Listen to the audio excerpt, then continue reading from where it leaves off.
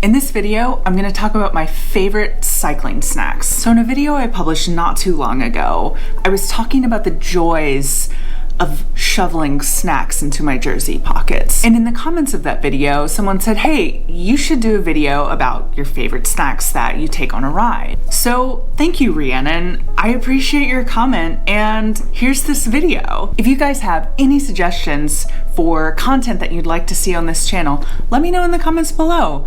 I read every single one of your comments, even the mean ones. I always appreciate your feedback, and it's really helpful to know what you guys want to see. So before jumping into talking about the snacks that I love, I want to talk a little bit about my philosophy on snacking. I think that how you eat on a ride heavily depends on the ride itself, on the length of the ride, the intensity of the ride. Sometimes the weather factors into what you're going to eat. And so I don't think that there's a universal application for what you should eat on a ride. What I have personally found is that only eating snacks like the ones I'm about to show you are really great for shorter rides. So let's say anything from, a mile to 29 miles. On longer rides, on like say intense 30-mile rides with a lot of climbing, to something to maybe 100 miles, like a century. Nothing is a substitute for real food that you cook at home or you get at a cafe or a restaurant. My actual favorite thing to eat on a ride is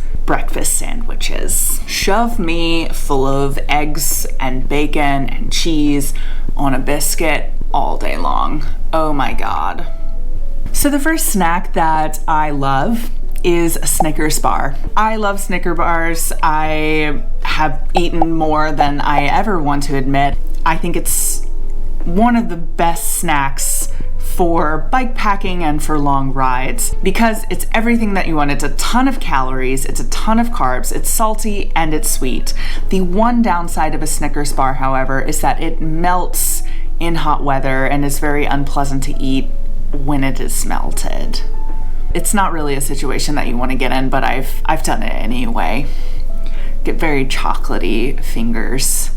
Another snack that I really enjoy bringing on rides are Tao's Bakes. I found these little bars when I was looking for an alternative to Cliff Bars. Now let me go on a slight tirade for a second. I cannot stand Cliff Bars. I have eaten a whole lot of them. They have so many carbs in them. This bar has 44 grams of carbs in it, which in theory, you'd think that this would be great for endurance riding. But when I bite into it, it just tastes like acid reflux. I once went on a metric century ride with like 5 Cliff Bars. It was terrible. I would not recommend only eating Cliff Bars on a ride. Yeah, don't do that, y'all. Don't do it. Tao's Bakes are great. They're grain-free. They don't have as many carbs as a Cliff Bar, but they taste really good, and they do have about half the carbs, so eating 2 is you're almost there. I really like them. They're really tasty. If you also hate Cliff Bars, you should subscribe to this channel. Just kidding. I'm just kidding. Speaking of subscribing, if you guys like this content and want to see more, hit that subscribe button. I'm trying to hit 1,000 subscribers by my birthday in November. As of mid-August, I am just past 500. I think I'm gonna be able to make it, so if you'd like to help me get there, follow my channel. Okay, this next one is gonna be a little bit bougie. I was in Whole Foods one day and I was seduced by this packaging. So these are just like nut butters that you can, knead like this, and you open the cap and you just like drink it. It like comes out of a little thing. I guess it's kind of like a juice box or something, which now that I'm saying it like that, it kind of grosses me out. These are really good nut butters. This one is cacao.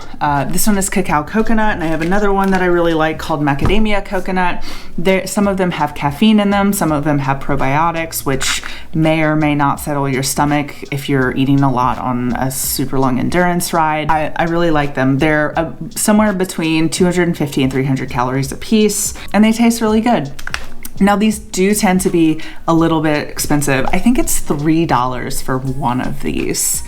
And so I don't actually get these very often, only when I'm like feeling like I really want to splurge. I do have a couple of alternatives for you guys if you don't want to spend $3 on like a tiny package of peanut butter. So the first alternative is trail butter. I've also tried these. They're really, really good. They also come in giant 8-ounce packages that look like this, but they're like this big. So you get a lot out of that package. The other one is Justin's Trail Butter, which you can get in almost any grocery store, at least in the United States. I've also just gotten a cheap jar of peanut butter and then put it in a bottle cage on my bike. As long as you don't mind stopping and then eating it with a spoon, that works just as well. Having little packages like these are just really convenient for when you're riding and you don't want to stop and eat.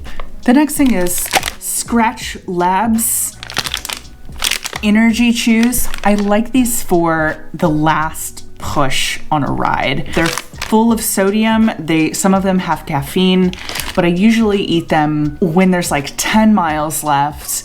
You are dog tired and you're ready to quit, but you just need like one last push. And that's when I have found these most useful. That being said, in general, I'll have one of these on me at all times. You never know if you get caught out and it's super hot and you need some sodium or you need some electrolytes. This will really help with that. Scratch Labs Energy Juice. I recommend them. I really like them. Okay, the last snack. And this might be my favorite snack. Solely organic mango halves. I have to confess that I bought this just to make this video. I cannot keep them in the house because I will eat the entire bag in one sitting because I can't control myself. Yeah, I'm very excited. I don't know what it is about Solely or this brand. This dehydrated mango is so fucking good.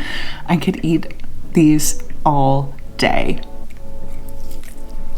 The other thing about freeze-dried fruit and freeze-dried mango in particular is that there are so many carbs in this. There are so many carbs. 4 pieces of these have 32 carbs. I'll generally bring the entire bag of these when I go on a bikepacking trip, and I generally eat the entire thing. I've also brought more than one of these before out on a trip because I really, really like them. So those are the snacks that I really love bringing on rides.